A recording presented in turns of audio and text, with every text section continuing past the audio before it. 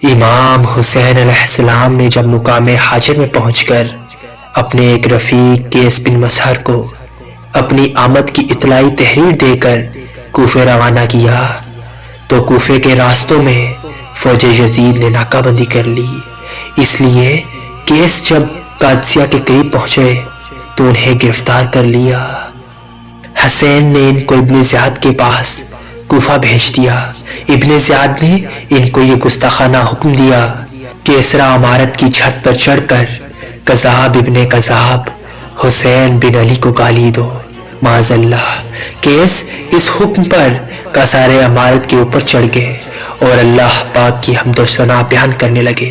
جناب قیس فرمانے لگے، اے لوگو، حسین بن علی فاطمہ بنت رسول محمد کے لخت جگر اس وقت خلق خدا میں سب سے عظیم ہستی ہے، سب سے بہترین شخص ہے۔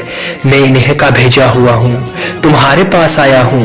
وہ مقام حاجر تک پہنچ چکے ہیں، اس لیے تمہارا فرض ہے کہ ان کی مدد کے لیے آگے بڑھو اور ان کی آواز پہ لبیک کہو۔ پھر حضرت قیس نے ابن زیاد اور اس کے باپ کو بھلا بلا کہا اور امام علی علیہ السلام کے لیے دعائے مغفرت کی۔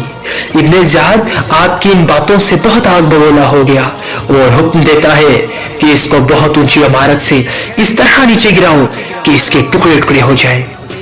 بس ابن زیاد کے جلادوں نے حکم کی تعمیل کی اور آپ کو اتنی اونچی چھت سے اس طرح گرایا گیا کہ آپ کی ہڈیاں چکنا چور ہو گئیں اور آپ کا انتقال ہو گیا۔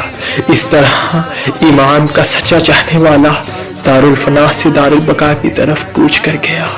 سلام ہو حضرت امام حسین علیہ السلام کے سچے محب اور قاصد حضرت قیس رضی اللہ تعالی عنہ پر۔